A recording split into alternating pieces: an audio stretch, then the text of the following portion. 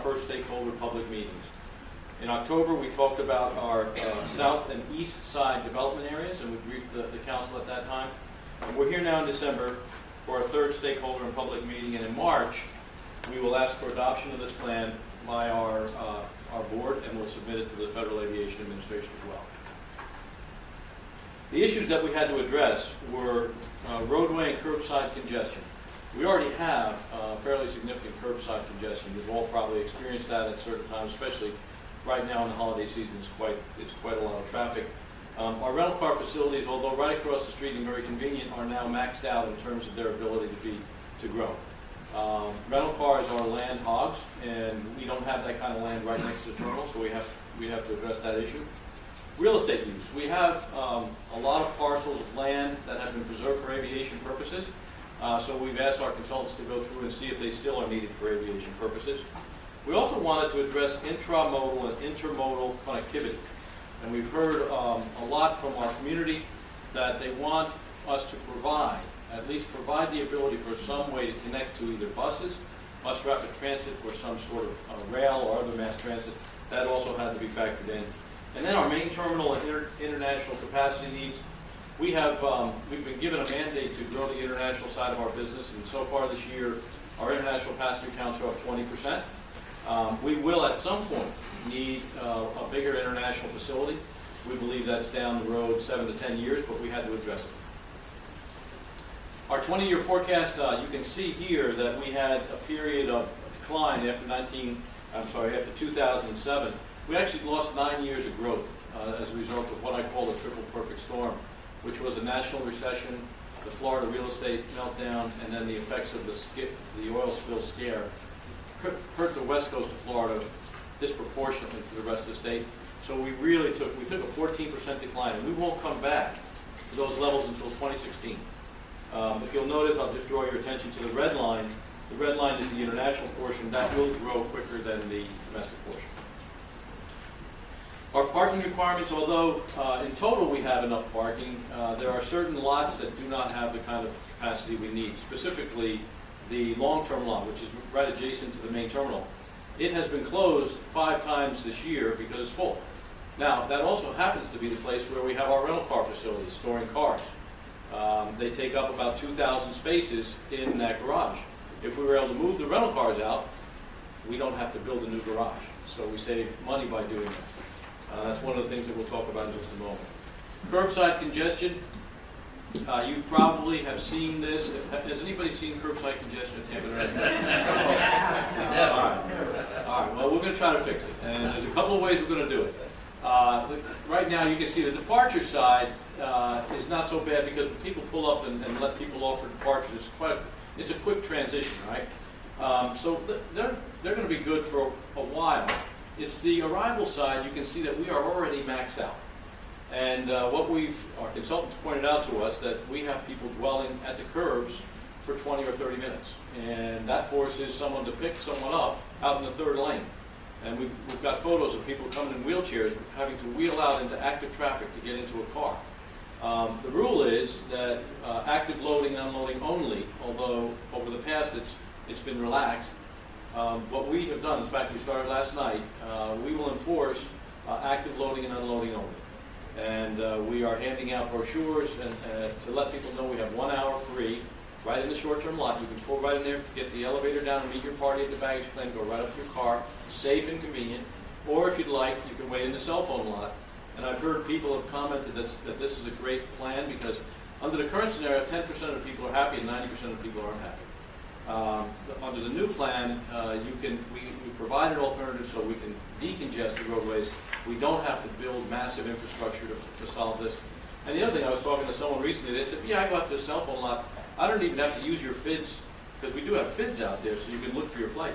He said, I have my iPad and I track the flight anyway. I know exactly when he's landing. So technology is part of this plan and it's really helping us quite a bit. Our roadways, currently you can see we're looking good.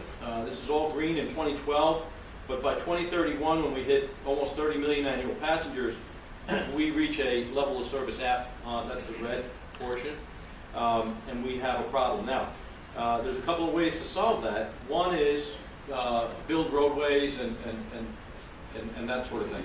A lot of infrastructure spending. The other is take some of those cars off the road. And part of this is rental car transactions. In order to rent a car, to return a car, you have to drive up to the main terminal. Once you rent the car, you have to drive out of the main terminal, causing congestion here. In addition, the rental car companies store their rental cars on the south side. So when a lot of peak demand comes on, they have to have people drive those cars up to be rented. All of this traffic can be prevented by moving the rental car center. And we won't have to build new roadways. So, we have, this is kind of a neat term. This is a consultant's way of saying we have pedestrian vehicle conflicts. Well, that's never really good. And so what happens is we have a lot of people crossing the main roadway to rent their car, as well as other people who are crossing for parking.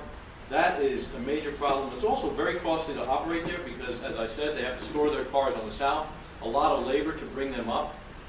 It's really not a very good situation. And most airports, when they hit 17 or 18 million annual passengers, have to go to a consolidated rental car facility, and that's where we are right now. So, the South Development Area provides us with great opportunity.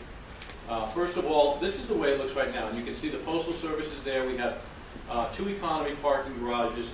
And these other blue parcels here are places where they store the rental cars. So this area, as you enter the airport, is our gateway area, which provides us with tremendous opportunity. And the strategy here would be to redeploy this south area to move some things that are at the main terminal curbside, causing us congestion, move them down here so that we can grow the main terminal, and so we don't have to build a new north terminal up in the north side. So the first phase of this, we will build a rental car, consolidated rental car facility right south of the economy parking garage. This will be a fairly massive facility. It'll probably be 4 or 5 stories tall. It'll have fueling capability on every floor. So when you pull your car in, they can take it, vacuum it, refuel it, and have it ready for the next customer. It will be connected by an automated people mover system. And you can see the red boxes are the APM stations.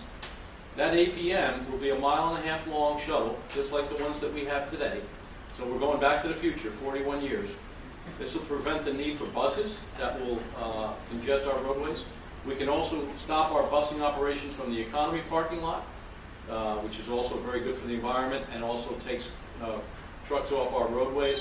And also the rental car customers can now rent their car right here, go right on the highway and never see that main terminal roadway be congested, saving us the need to spend a lot of money to fix those roadways. The way it will interface with, and we also have an idea here, you can see, we'll move our employee parking down across from the consolidated rental car. That's about 5,000 spaces. It's currently up on the north side of the airport, and we have a busing operation that crosses an active taxiway to bring people to work. We'll now let them park down there, and they can ride our APM along with our economy parkers and our rental car customers. We suddenly have a small city here. We have ridership on the APM. It's a very vibrant place. And then the pink areas there, red or pink, we will put commercial development there. We will put offices, we'll put gas stations, restaurants, all the things that 10,000, 15,000 people might want. So an employee, when they get off their shift, will ride an APM, get in their car, and can stop and buy milk and eggs, whatever they need, gas, all of those things can be done very conveniently. Or a rental car customer. I don't know if you've ever tried to return a rental car here in Tampa. There's not a lot of gas stations out there, and it's very difficult to find one. So you would just pull right in here, gas your car up, and bring it back to the rental car center.